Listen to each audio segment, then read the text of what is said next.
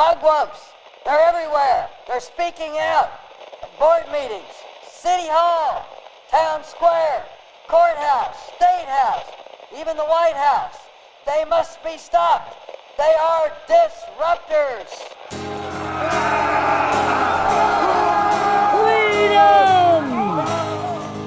They're disruptors. Welcome again, everyone, to Mugwump Media.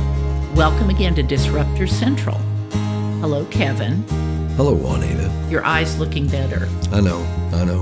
Took care of it, did what they said, put antibiotics in it, like they said, did it on the regular schedule, paid attention, did it all, and sure enough, I've been getting better. They said I'd be okay. Yeah, you're doing great. Mm-hmm. Yeah, the miracle of modern medicine. Yes. Now, I do have a question, though. Okay. First of all, are the cameras working? Well, I hope so. Okay. I'm a little bit paranoid. Mm-hmm. Yeah. Also, did you learn anything from this Weed Whacker safety glasses episode? What was the takeaway from that? Well, I learned that if you got to get over to the urgent care facility, you better leave with plenty of time because that bridge gets pretty crowded. It took a while to get through there and on the other side. That's right. Mm-hmm. That is so right. Well, folks, glad to have you here today. Now, today we have some great updates. You're going to love it. There was one thing I was going to try to get on that I'm not even going to worry about because, well, I'll explain here in a moment. It would have been a downer anyway, but this is all good stuff today. Uppers. We're going to be doing some good information. There's a lot going on. There really is. And, you're seeing all the crazy riot stuff on TV and on the internet, but you know what? That's not the real story. And we're going to talk about what the real story is today. But first, Kevin is working on something very secretive. And he wanted to share it with you at the beginning of the show this evening. So, Kevin, I'm anxious. What have you dug up? Well, I turned up a story down in Branson. Now, this wasn't on none of the fake news or anything. This wasn't on CNN, NBC, or any of those other three-letter. This was on Facebook, so it could be true. Maybe not, but I've got documentation. You're always particular about documentation. But anyway, I've got the story right here. Printed it out so you can go ahead and you can see it for yourself. It's missing the picture. Well, I've got that. We'll get to that. You don't need the picture yet. We're going to get the facts down. Mm-hmm. Kevin, you found this on Facebook. Yep. Okay, so here it is. Giants of the Ozarks, a 19-foot skeleton unearths a viral enigma. This is captivating. Mm-hmm. Yep. On June 3rd, 2025, at 9:53 p.m., a jaw-dropping post on X set the internet ablaze with fascination and skepticism. Skeletal remains found in Branson, Missouri suggest extinct giant human race. Shared from an anonymous account. Well, I'm getting a red flag here, Kevin. Well, they probably just don't want to be harassed. With no prior activity. Mm-hmm. This post alleges a staggering discovery. A full skeleton over 19 feet tall unearthed in the Missouri Ozarks near Branson, dated to 9,000 to 15,000 years ago. Lead archaeologist, dropping names here, Dr. Sarah Henderson reportedly claims the first challenges our understanding of human evolution, suggesting these giants coexisted with early humans, influencing their environment. Genetic testing allegedly underway, and a planned exhibit at the College of the Ozarks fuel local excitement, but no Missouri news outlets, like the Springfield News Leader, Trash Rag, confirmed the find. We're on the cutting edge on this story. Wait a minute. We got a little bit more here. On X, users call them the Ozark Titans. Oh, they have a name. Imagining a towering figure buried in a limestone cave. Some draw parallels to a 1933 Missouri tale of an 8-foot skeleton in Puckett Cave, though unconfirmed, of course. Fringe X posts claim they're Nephilim, echoing 2025's mermaid relics conspiracies. I don't know about mermaids, but there were giants in the Bible. darker theories propose a hoax.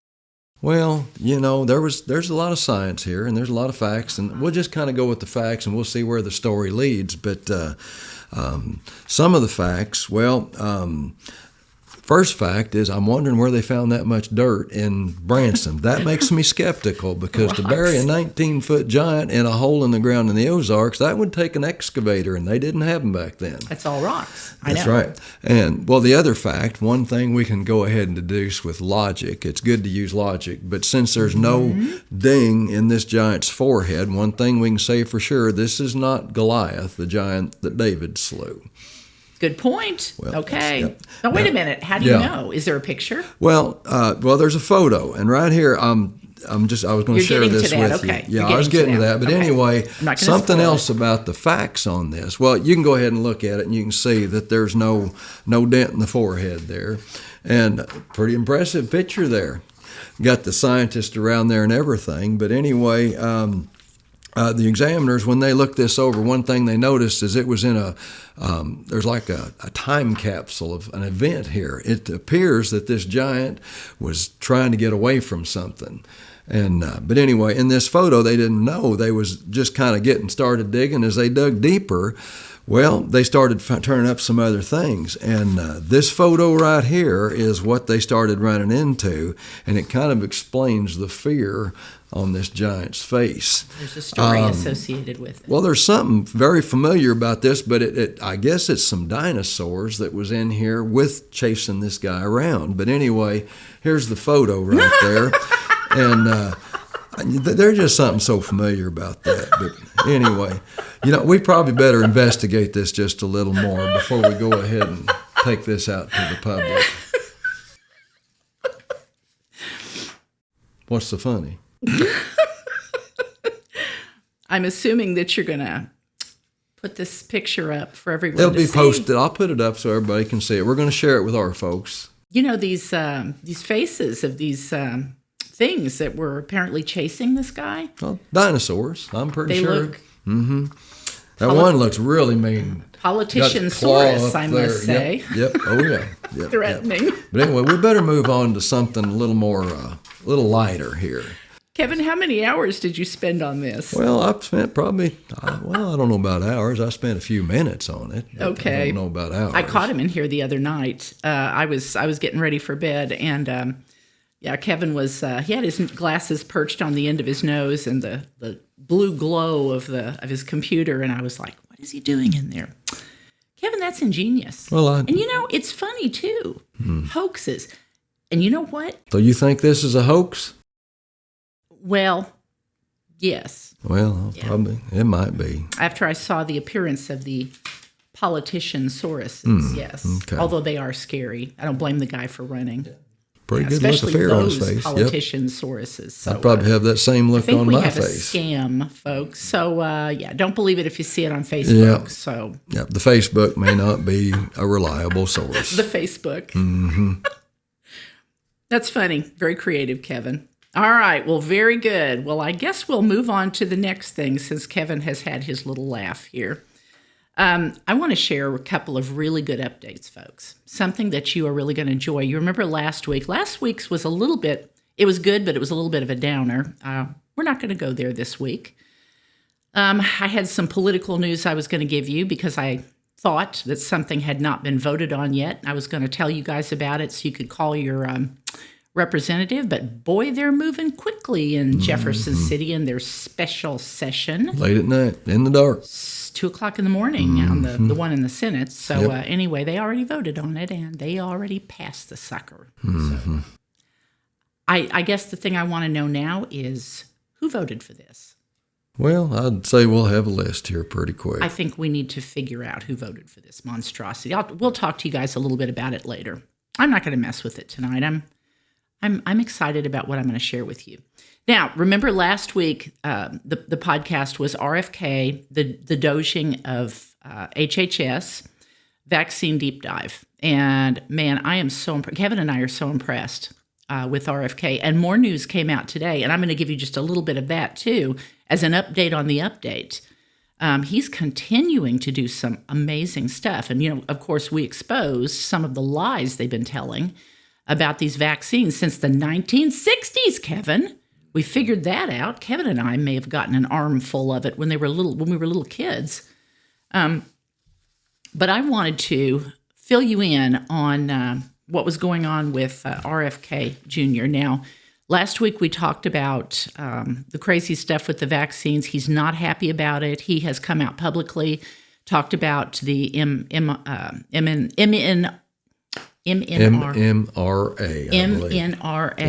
vaccines, yep. And talked about their problems. And of course, everybody's called him a vaccine denier. And then, of course, he started talking about the MMR childhood vaccines and how there needs to be some alternatives to those. I'm noticing a pattern here. Oh, yeah, because of fetal cell stuff. And, the pattern I'm noticing is every time they start bad-mouthing somebody, trying to tell stories on them, they just really wind up being in the news a lot. It's like, that's somebody we probably need to be listening to. I'm so proud of him. He is a reasonable guy. He really is.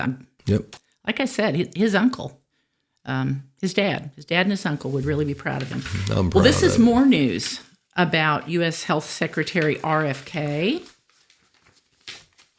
fires his entire CDC vaccine advisory panel in stunning clean sweep.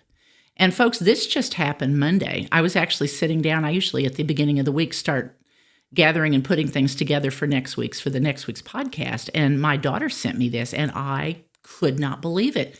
He fired 17 people. I'm having a hard time not grinning ear to ear about this. I know. Mm-hmm. Basically, well, I'm going to read you just a little bit of what he said, explaining why he did it. Thank God. I mean, I'm just absolutely amazed. U.S. Health Secretary Robert F. Kennedy Jr. has abruptly dismissed all 17 members of the Center for Disease Control and Prevention's Advisory Committee on Immunization Practices, the federal body that shapes America's vaccine policy, and it has for a long time. In a blistering op-ed published Monday, just about 3 days ago, in the Wall Street Journal, RFK Jr. declared the panel plagued with persistent conflicts of interest. Right? That's a problem. And branding the current members, listen to this, Kevin, as a shadowy cabal heavily influenced by pharmaceutical money. He demanded a clean sweep is needed to reestablish public confidence in vaccine science. I tell you, the fact that he talked so much in the last few weeks about real science, what you said, and clinical trials. Basically, they were not really doing clinical trials that were really, they were laughable, some of the things that they were doing. He goes on to say, this panel, the committee has been plagued with persistent conflicts of interest, he said that, and has become little more than a rubber stamp for any vaccine. It has never recommended against a vaccine, even those later withdrawn for safety reasons. It has failed to scrutinize vaccine products given to babies and pregnant women. That is absolutely shameful. May have Kevin. been the scientist down there on the dig crew in Branson. You know what? Yeah, just about as much credibility, right? We may have some of their photos here. Fake news. Yeah. Oh, yeah, just like the old panel of vaccine people, fake news. A clean sweep is needed to reestablish public confidence, he said, in vaccine science. In the 1960s, this was something we talked about last week on the podcast. We were remembering. You think that all this stuff has happened just recently. Folks, it has taken years for this garbage to become set in our society. All the illnesses that our kids have now, it's taken years for us to get to this point. In the 1960s, during that time, the world sought guidance from America's health regulators, who at that time had a reputation for integrity, scientific impartiality, and zealous defense of patient welfare. Public trust has collapsed, but we will earn it back. So right about that time, the 1960s, that's when the first fetal cells. They started using fetal cells for a lot of this stuff, and things just went downhill from there. Yep. No sooner, listen to this. This is music to my ears, Kevin. These people are all about money. Money, money, money. I think they're bought by these big pharmaceutical companies. Listen to this, folks. No sooner had the news dropped than vaccine stocks took a deep dive. Moderna, Pfizer, BioNTech, and Novavax all saw notable declines, according to Reuters. Reuters. I think some Their of name them is spelled folks were funny. saying, uh-oh, when this news came out. Oh, gosh, I think so, too. Now, the committee is set to reboot within just 2 weeks in Atlanta. Okay, I have an update. This is just within 3 days. My daughter just sent this to me just over the last little bit. On Monday, and this is RFK Jr., I took a major step towards restoring public trust in vaccines by reconstituting the Advisory Committee for Immunization Practices. I retired. That's a nice word. I retired the 17 current members of the committee. I'm now repopulating the committee with 8 new members. 8 of them. You didn't need 17. Retired and repopulated. Rubber stamp. I know. Who will attend ACIP's scheduled June 25th meeting. So right away. This is amazing. I don't recognize any of the names except for one. We'll get to it here in just a second. The slate includes highly credentialed scientists, leading public health experts, and some of America's most accomplished physicians. All of these individuals are committed to evidence-based medicine, gold standard science, and common sense. I like common sense. Mm-hmm. Absolutely. But basically, it goes on. I'm not going to read it all. But one of the people, I don't recognize any of these names, but man, they have credentials as long as your arm. And many of them have questioned and have probably been silenced. I know at least one of them have, but many of them have questioned some of the vaccine strategies that have been going on over the last few years. And one of them that you all will remember is Robert Malone. And Yes. He was actually one of them who, him and his wife, I believe, invented the mRNA vaccine, the medicine, and they ended up abandoning it. And the reason they did is because they said all of the inflammation, they were never able to get beyond the inflammation. It just didn't work out right. And boy, haven't we seen that in so many people, inflammation. And wherever that spike protein goes, Yep. that's one of the trademarks is inflammation and all kinds of issues. So, man, I'm so excited about that. I think that I'm is glad just to the hear we got coolest. some scientists in place. I tell you, We'll probably I learn am some very- stuff, get I'm some facts, extremely excited have some about information to make decisions with. this. Yeah, well, he's been making some good ones, so I'm excited about it.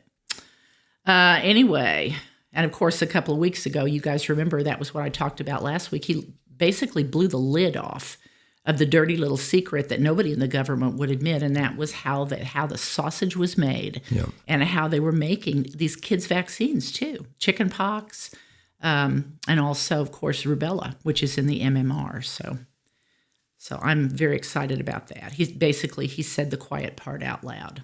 So if you haven't watched last week's podcast, man, if you have kids or grandkids that are taking those immunizations, I would recommend that you go back and watch it and share it with others. So anyway, let's see. Now, folks, I know that the topic of the day, matter of fact, the last few days, the whole weekend, has been those doggone LA riots. Did you know that they're suing Trump now? Again, Oh, yeah. Yeah, we just saw something on I've not heard a total of lawsuits. It's ridiculous. We ought to find Well, that number and, sometime. Kind of the keep a state of running toll. The state of California apparently had petitioned the Supreme Court, and they just knocked them down and told them no. I'm telling you, they're not going to win that. They're not going to win it, and they're not winning the public opinion. Matter of fact, I was listening last night. Polls taken on Sunday show that Trump's approval rating is soaring at 54%, according to Rasmussen. That's double digits up from where it was at the lowest point where they were having trouble with the tariffs. He's back on top, Kevin. Yep. And this was Sunday after a weekend of this stuff going on. I'm telling you, I told somebody this today. Everybody's biting on their nails and all worried and everything. Yeah, there may be some crazy things popping up in cities. But I'm telling you, folks, this is nothing more than a choreographed sideshow. And I don't know if you guys saw this. There were several people. Sean Foyt, they had it on Flashpoint. There have been several people on the internet, Trump even mentioned it, that are mentioning in Craigslist some of the listings in California in that area. Sean Foyt had it on his My Story on Facebook. But he basically said that this was obviously somebody was paying these people. Let's see, I don't know if I have it or not. I'm not going to take the time to read it. We've got other stuff to hit tonight. But basically what they're saying, if you're a tough dude, if you can think on your feet, if you can think quickly, if you can be a leader, if you're not afraid, we'll pay you $12,500 a week, even when you're not doing your job, you're not leading and working. Most people that are seeing this are thinking that this, and it was like a job fair, and basically they are paying these people that are riding around on motorcycles with masks and black hoodies. Joshua Phillip, I heard him, and of course he's with the Epic Times. He said that he was on the ground, and he said he heard somebody talking over a radio. It was one of those guys on a motorcycle with the mask and the black hoodie and the helmet. And basically, they were coordinating where they were going to go. They were basically escaping from the police because before the National Guard got there, they were able to simply overtake and overwhelm. They could figure out where the police were, and they could go hit other places. They were coordinated. So most people believe that this is literally a well-paid insurrectionist force. Paid to harass and destroy. Be a thug. They found a dead body, too. Did you know that? I heard that. Yeah. They found a dead body one night this week, and nobody knows what happened, of course. Anyway, recruitment listings for the thugs that are now running. And like I said, this is a planned insurrection. They thought January 6th was. Oh, no. This is the insurrection. I believe it really is one. And it's going to backfire. It already is. Like I told you, the polls, he's zooming up in the polls. And I was looking this afternoon, Psalm 57:6. Kevin, this is what it says. And I'm just going to speak this over this situation and ask God, just apply your word to this, Lord. Apply your word to this. Psalm 57:6 says, he who leads the upright along the path of evil. And folks, that's what these people on these motorcycles, these thugs that are being paid $12,500 a week, that's what they're doing. They're coordinating, they're damaging, they're destroying, they're killing. Obviously, somebody was dead in the street. They're leading people, getting them all whipped up and leading them into this because there's some people that are there because they think they're doing the right thing. He who leads the upright along the path of evil will fall into his own pit. Of his own making. Mm-hmm. But the blameless will inherit what is good. Yes. Let them call us Christian nationalists and insurrectionists all they want. I think we all know the truth. Well, they don't call us it, they scream it at us. Oh, yeah. Interesting. Yeah. Well, let me tell you the real story. The one you haven't heard from the mainstream media or Facebook. Although you're hearing a little bit of it on Facebook, but not a lot. Not like that story. I usually don't troll Facebook, but I happened to see that. I'm just surprised, Kevin. Yeah. This is amazing. You're getting so. Well, fake news seemed to be the topic. Trendy. I thought I'd use it. Fake news. Mm-hmm. That's right. But this is one that you're not going to hear from mainstream media. It's happening all across America. It happened on Sunday. Specifically about 30 miles away from that disastrous distraction that was happening on the streets of LA. It was in California. And while everything was burning and going to hell in a handbasket, there was an amazing thing that was going on, something that we had actually talked about a few weeks ago. Do you remember when we talked about Baptized California and Pastor Mark Francie baptized Southern California? He said God told him, hey, if I can do it in Southern California, I can change the churches. I can wake them up all across the state of California. And if I can do it in California, I can do it across the country. I can wake the churches up and bring revival. So this is what happened. It happened on the 8th of June on Sunday. God was there. Over 27,000 people were baptized across the U.S. in the largest simultaneous event in history. This was from CBN News. On Pentecost Sunday, thousands of believers across the nation made a public declaration of faith in what organizers say was the largest synchronized baptism event in American history. We knew it was coming. Yes. More than 27,000 people were baptized as part of Baptize America, an initiative involving over 650 churches from all 50 states. Makes me wonder which ones in Missouri took part. I didn't hear about it. The prayer of Jesus in John was that we would become one, said Pastor Mark Francie, one of the organizers. And I think that that's what we're seeing right now. The event grew out of Baptize California, which began 2 years ago with 4,000 baptisms. That number jumped to more than 6,000 last year. This year's nationwide expansion culminated in a massive gathering at Pirates Cove. And that was, like I said, about 30 miles away from all the rioting in downtown LA. Let me tell you, God was there. God was there, and he was there 2 weeks before, too, driving a stake in the ground for him. And I'm going to read that to you here in just a moment.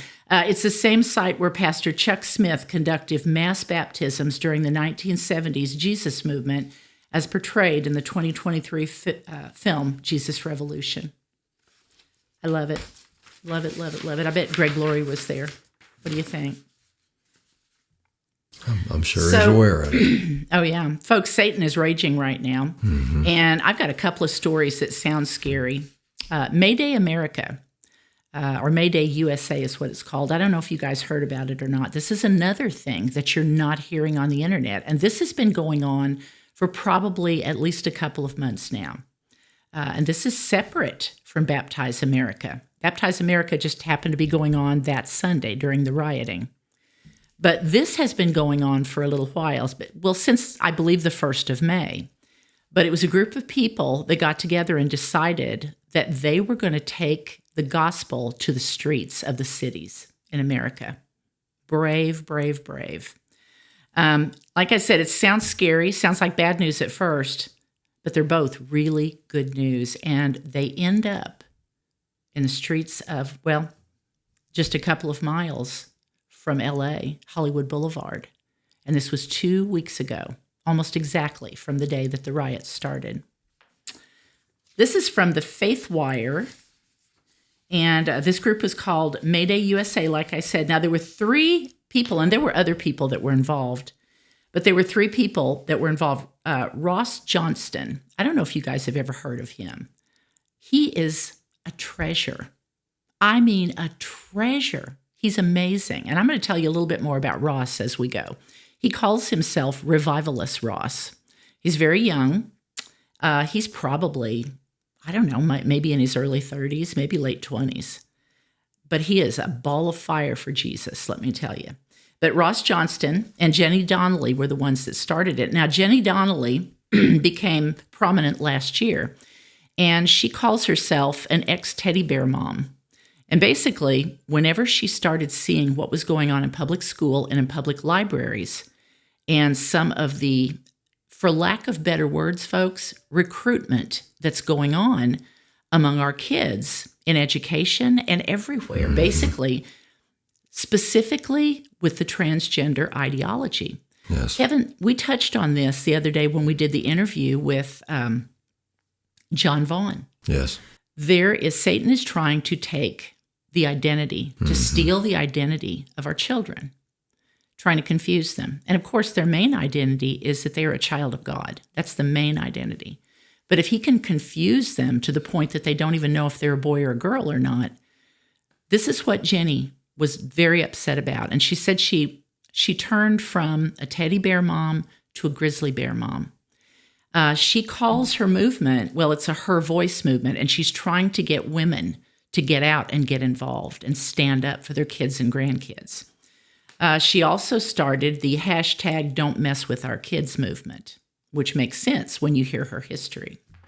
Now, the other man that was there with him was a man named Russell Johnson, and boy, is he a fireball pastor too.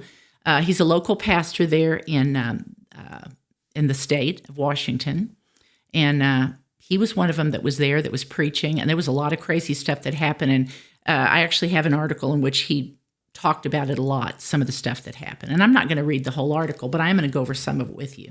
Now, 5 major cities, like I said, it was called Mayday USA, a ministry to preach the gospel, to reach out and preach the gospel to 5 major cities. They started in New York. They went to Miami, Houston, Seattle, and they ended up 2 weeks before the riots started in L.A. Like I told Kevin, they drove a nail. They drove a post for God in that street. I know they did. Because in the old days, Kevin, back during the Old Testament, do you remember King David would send the choir. They would sing send the praise singers out before the army. Yes. And the reason they did that is to praise God and to clear the way for the military. And I really think that there is a lot to that. I think that when we praise God and we admit who he is and speak his word back to him, I think there is a lot of power in that. Anyway, so this article goes on to say this turned into a riot. Seattle mayor blames Christian event organizers after rioters attack worship service. You're not going to believe this one. Now, this is in Seattle, and everybody knows Seattle is a mess. But this was unbelievable, some of the stuff that happened. It was enough. It was the 4th in the 5, and it discouraged them so badly. I mean, it ended up there were 23 arrests. 2 police officers ended up having to go to the ER, I guess, had to get medical attention. Got rough. All kinds of stuff going on. They were throwing, there was pepper spray and tear gas. They were throwing bottles of urine at people. And urine They rushed balloons. the stage. These were just nuts, crazy people, demonic, I'm telling you. After leftist rioters reportedly attacked a group of Christian worshipers in Seattle on Saturday, Mayor Bruce Harrell issued a statement condemning not the violent counter-protesters, but the believers gathered at the rally. The May 24th service took place at Cal Anderson Park. In a statement, the mayor called the planned event a far-right rally intended to provoke a reaction by promoting beliefs that are inherently opposed to our city's values.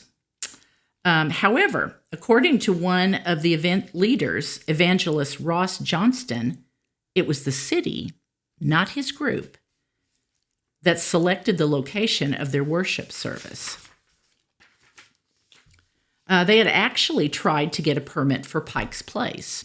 You see, this Cal Anderson Park had a little bit of a reputation from being kind of a wild place. Mm-hmm. The more colorful people in the community tended to like to go and hang out and do things there.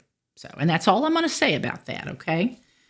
But Johnston said that he recalled asking city officials if they were sure that that was a good idea because he knew about the place's reputation, presumably aware of the area's progressive bent. Despite his concerns, he ultimately went with the city's recommendation.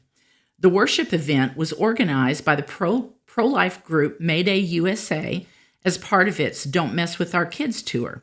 What started out as a peaceful demonstration quickly descended into chaos when rioters dressed in all black and wearing masks to obscure their identities began clashing with Christian attendees. Before it was all over, police arrested at least 23 people, and this was from KCPO TV, what they reported. Like I said, 2 people rushed the stage. This was the most disgusting part. I hate to even say this, but this was the worst. People had their kids there, not anticipating that they were going to get attacked and all this was going to happen. People, some dressed in furry costumes, were performing sexual acts on the grass in the park purposely in front of the families that were there, in front of the attendees. So, can we say evil? Oh, yeah, absolutely. Johnston said he later learned one of the counter-protesters reportedly pulled a knife on a 17-year-old attendee. One of the members of Jenny Donnelly's church apparently said he wanted to cut his throat out. That's what he told him. Demonic. I'm telling you, Kevin, absolutely demonic. Yep. Present at the rally, he explained, was Antifa, Trantifa, the Communist Party of America, and pastors from local liberal churches. Of course. I recognized really quickly, okay, this is not just going to be a few rowdy people here. We've got a real situation on our hands, he said, of the violent rioters who crashed the worship service. As for the mayor's response, Johnston and Harrell said Harrell was choosing a side by claiming the Christians who gathered in the park legally were promoting ideas that are inherently opposed to the views of the city. He was choosing the protesters' side, and we just knew we had to stand against that, he said. The Alliance Defending Freedom, a conservative religious liberty law firm, announced Monday it is considering legal action against the mayor and the city of Seattle, and a bunch of them led by Russell Johnson. Actually, they called it the Rattle in Seattle, and there was a bunch of Christians that gathered on the City Hall steps, not doing anything bad other than singing praise songs and just saying, you're biased. We weren't doing anything. We had a permit. These people crashed it. They did not have a permit to do some of the evil stuff that they were doing. So, but the cool thing, just to kind of let you know, I love Ross Johnston. He told his story in an interview that I was listening to, and man, you talk about a perfect vessel. He was not saved when he was 15 years old. He was born by artificial insemination. I think he was a kid of the 90s. Like I said, he's pretty young. He had never been he had two moms, by the way. He had never been in church his whole life. When he was 15, a friend invited him to church. I encountered the presence of Jesus, he said. I want more of this. I want to know who God is. I want to know who Jesus is. I want you, Holy Spirit. That moment, he became a born-again Christian. Just a neat young man, and like so many others in that generation. Yes. I love that. Yes. And what a perfect vessel to go to these cities.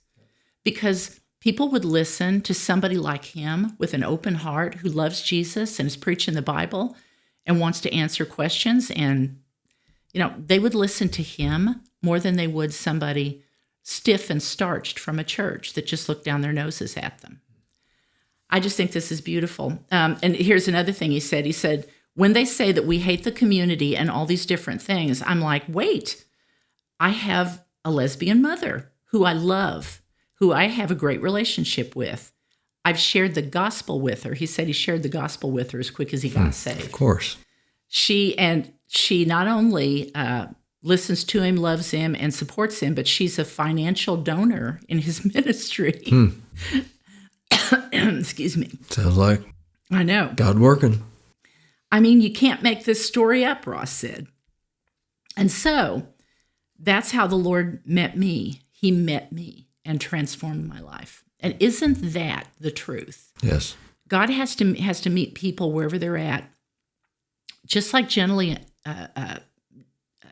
and Ross were meeting people in the 5 big cities, wanting to bring the gospel to them. I mean, that's how you do it. You meet them where they are. Yes. And God cares for them. God changes whatever needs changed. Ross also said this. He said, I would tell you this. When we come to cities, our desire is to bless them with free haircuts, grocery giveaways, and we want to have real conversations with them. We want to share about the God who saved us and set us free and hope that the same would happen for them. Pretty awesome approach. I love that. Sounds like missionaries. Yeah. CBN, whenever they interviewed him, Ross said he believes that what we are seeing is a merging of revival and reformation. A cup of cold water. I tell you, as a couple of old youth ministers, Kevin and I, this just warms my heart because this is how the next generation is going to be brought to God. Yes. It really is, and brought to common sense and It's wonderful because you see these beautiful, perfect vessels like Ross that God is creating. God's calling them out, and we have the privilege of being a love part it. if we choose to. Absolutely love it. Miracles. Jenny and Pastor Ross, now Russell Johnson did not go on with them because he was actually, and he's young too. Yeah, he's both of the guys, the pastors are young. But he stayed in Seattle. He's a pastor close to there. At that point, Jenny and Pastor Ross, man, they were taken aback by what had happened in Seattle. I mean, nothing could match that. The thought of going somewhere and having that same thing happen was hard on their mind as they thought about the final stop, which was L.A., the center of the riots now, 2 weeks later. Jenny and Pastor Ross tried to get a permit for the final May Day revival event on Hollywood Boulevard on May 31st, the end of the month. That's 6 miles from L.A. They were given the runaround and ping-ponged back and forth by city officials who would give them no answer. Finally, 30 hours before the scheduled event, they were told that they couldn't get the permit that they had applied for, but they were offered another smaller street with very little pedestrian traffic, of course.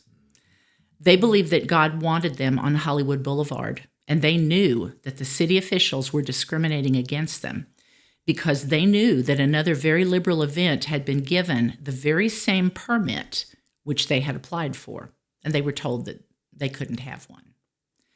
On the heels of what had happened in Seattle, they knew that they couldn't stop standing up for the gospel. So they remained persistent. After consulting with other trusted believers and much prayer, they managed to get on a Zoom call with the police department. This was gutsy, Kevin. This was gutsy. They informed those, a Zoom call with the police department, the fire department, and the parks department, and they informed those departments that they were going to go ahead and exercise their First Amendment right to peacefully assemble and block off the street and do it anyway.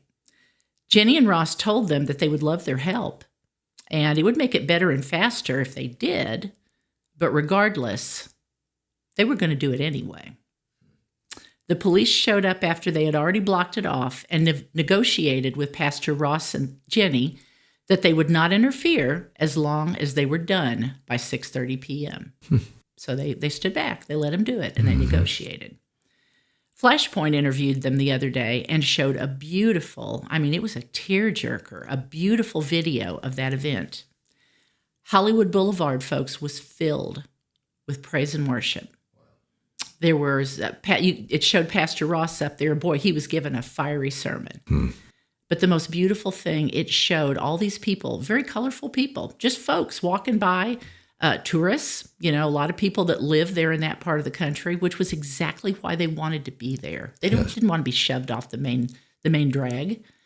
And it showed the stock tanks, just like everywhere you go with Sean Foyt's group. They had the stock tanks. And one shot they had Pastor Ross, and he was leading them all in the prayer of salvation, and you could see people just in tears. One guy, he had a face tattoo, and he was just weeping as he said the prayer of repentance and asked for salvation. Yes. But it showed people lined up. It showed people singing. It showed the water baptisms. It was amazing. There was a sign that someone held up in the crowd. It was prophetic, I think. It said, "Today we make history.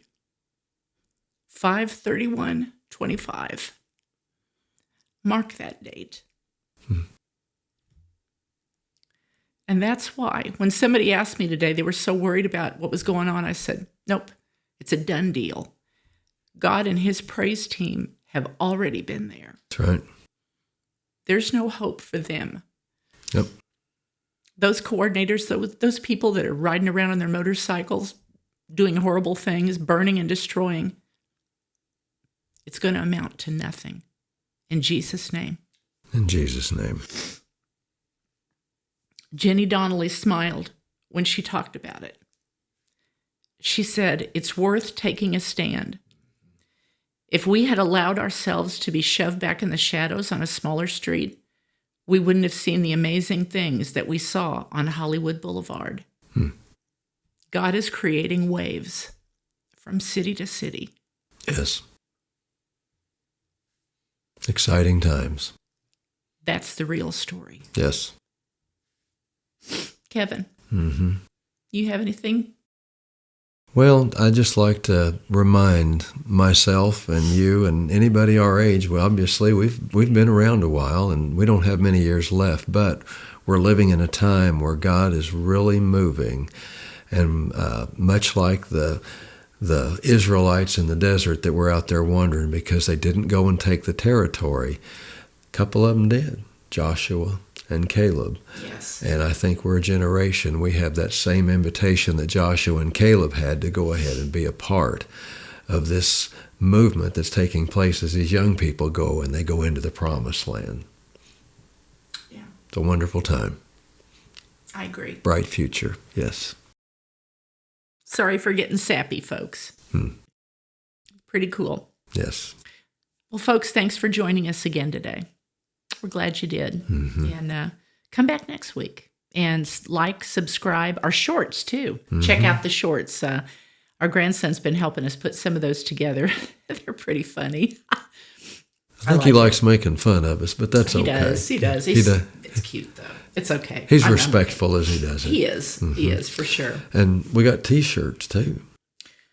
We do. Uh-huh. Yeah, we had ordered They're some. sending them to us. They are sending them they to are, us. Very yeah. good. Okay. So. We were having a little bit of trouble. We actually bought some of them to begin with. Haven't got them yet. Hopefully we will soon. So that's good. Internet.